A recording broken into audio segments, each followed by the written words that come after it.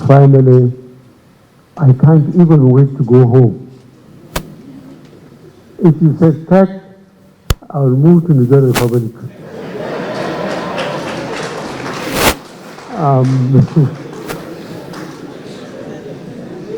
I think I refuse to say quite a number of things because I asked for it.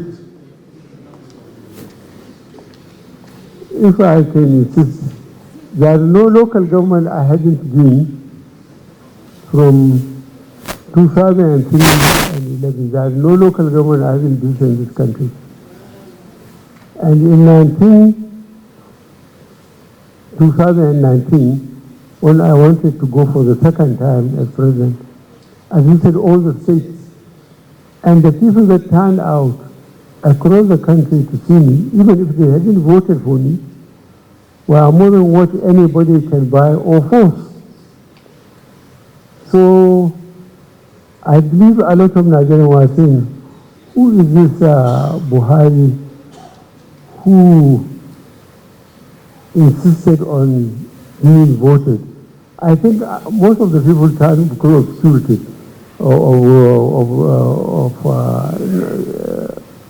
not security, because of they wanted to know who am I. Some of the stadiums are full. People were outside. And I assure you that I wasn't giving anybody any kobo because I didn't have enough to give out.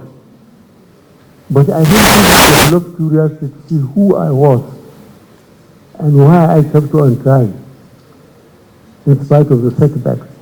So I'm very pleased for this coincidence.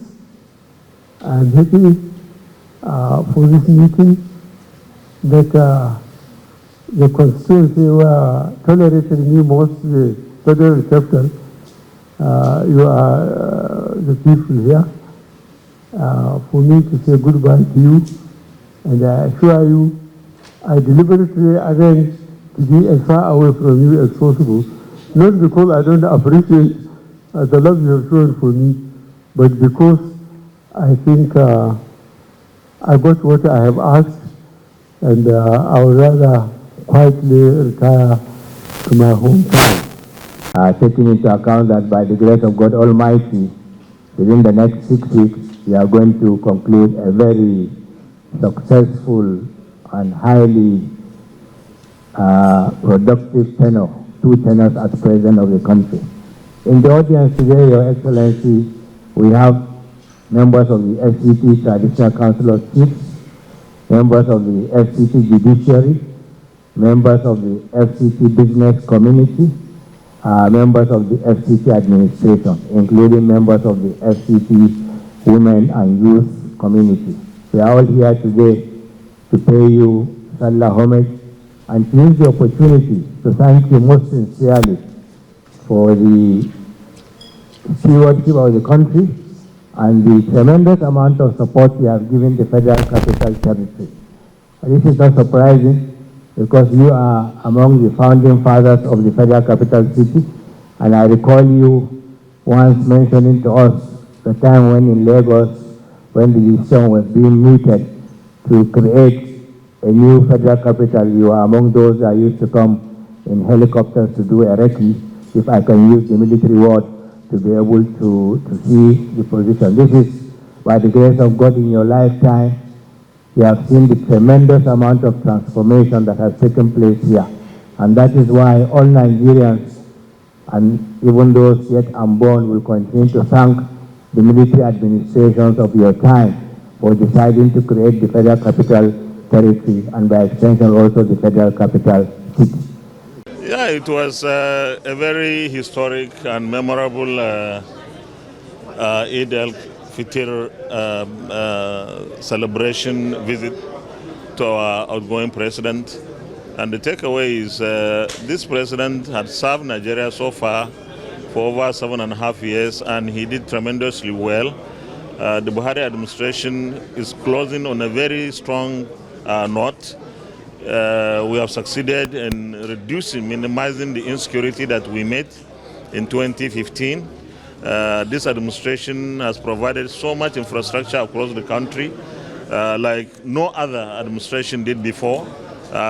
This administration, this president particularly, signed, assented to legislations more than any previous president, especially in the last 4 years. And we are so proud of this administration that we have been able to achieve so much. And therefore, it's a thing of joy for all of us to come and celebrate with Mr. President the EID-EL-FITRI today, Friday. And I want to also add here that the multitude of people from the FCT, those who actually the main people to see Mr. President and congratulate him, showed the kind of unity that we have in the FCT. People from all walks of life, and of course the rest of us who are supportive of what Mr. President was supposed to do here, are to show our gratitude in another way, that we are really happy with the way we have been able to be part and parcel of this administration in a very positive manner, especially the 9th National Assembly.